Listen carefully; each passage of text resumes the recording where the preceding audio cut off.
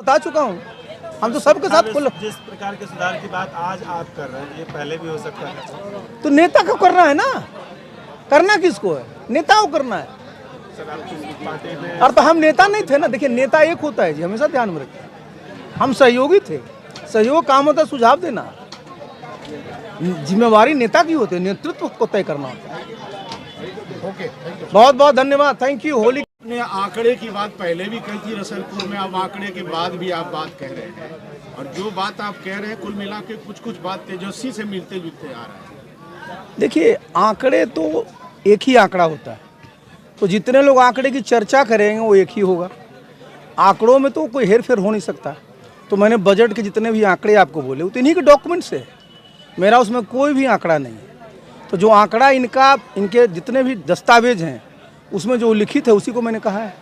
नीतीश के पहले नीतीश के बाद, पहले आपने जंगल राज की बात कही, अब FIR राज की बात आप कह रहे हैं, कहना क्या चाह रहे हैं? देखिए मैंने ही कहा कि देखिए लोकतंत्र में भय कानून का होना चाहिए और FIR उसी स्थिति में होनी चाहिए जहाँ की कोई बहुत ही गंभीर अपराध होते हैं। आप जो सरकारी कर्मचारी हैं, शिक्षक हैं, मुखिया हैं और भी लोग हैं, उनके काम से कहीं कहीं अगर आपको एम्बैरेसमेंट होता है तो आप FIR कर देते हैं। तो भाई इससे क्या होता है? लोगों का जो एक होता है ना अधिकार का हनन होता है। तो देखिए लोकतंत्र खौफ का शासन नहीं होता है, लोकतंत्र कानून का होता है। और ये FIR करके सिर्फ डराते हैं लोगों को। आप जितने FIR का जरा रिसर्च कर लीजिए, जितने इस तरह के FIR हुए होंगे ना, रिजल्ट क्या निकलता है? उसकी किसी की इन्वेस्टिगेशन पूरी नहीं होती। कोई उस समय बेचारा चला गया जेल, उसके बाद सब लोग भूल जाते हैं, खेल खत्म।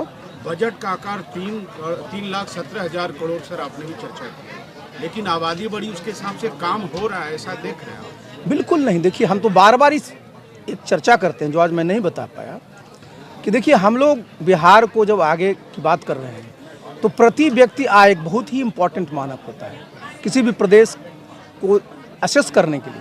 तो आप देखिए कि प्रति व्यक्ति आय मैं देख रहा था इनका, अब ये बोलते हैं 60,000 है। भारत सरकार बोलती है, भारत सरकार का भारत में प्रति व्यक्ति औसत आय 2 लाख है। तो बताइए 2 लाख और बिहार अभी 60,000 और 2047 तक प्रधानमंत्री जी भी कहते हैं कि विकसित देश बनाना है। तो विकसित देश बनेगा तो बिहारों की तो आमदनी प्रति व्यक्ति उतनी होनी चाहिए ना जो राष्ट्रीय औसत का हो। तो जो 2047 में प्रति व्यक्ति आय जो असेसमेंट है अभी 16 से 17 लाख होनी चाहिए। तो 60,000 को 16 से 17 लाख ले जाने में कितना इन्वेस्टमेंट की जरूरत होगी? इस पर ना काम होना चाहिए। जब आप इलाके में घूम रहे तो आपके वर्कर को धमकी भी दिया जा रहा है, यही तो इसका मतलब घबराने की बात ये तो सबसे बड़ा दुर्भाग्य है। लोकतंत्र में धमकी नहीं देखिए कंपटीशन है ना, हमको जनता के बीच अपना अपना रोड मैप लेके जाना चाहिए कि हमको अगर आप मौका देते हैं तो हम ये करेंगे, ये लेके जाना चाहिए ना। धमका करके साहब ये क्या है? ये तो लोकतंत्र कानून का राज है। आप जब धमकी देते हैं ना तो कानून का उल्लंघन है, तो लोकतंत्र के लिए अच्छा नहीं है। सर आपने इस प्रकार से कहा कि जब हम सरकार में थे, सरकार के साथ उस टाइम अच्छा था, अभी ऐसा क्यों लग रहा है कि मैंने स्पष्ट और हमारे प्रदेश अध्यक्ष जी ने कहा देखिए कारण क्या है। मुख्यमंत्री वही हैं, 2005 में भी वही थे, मैं उनके साथ था। तो मैंने बताया ना कि सबका स्वास्थ्य, जो मुख्यमंत्री जी 2005 में थे, मैंने बोला कि 2010-15 में थे, आज हम देख रहे हैं ना आप उनका। अब मैंने कल भी कहा था कि आदरणीय मांझी जी ने उनको अपने मंच पर आमंत्रित किया। कितने सेकंड में भाषण खत्म हो गया, कल ही पता कर लीजिए।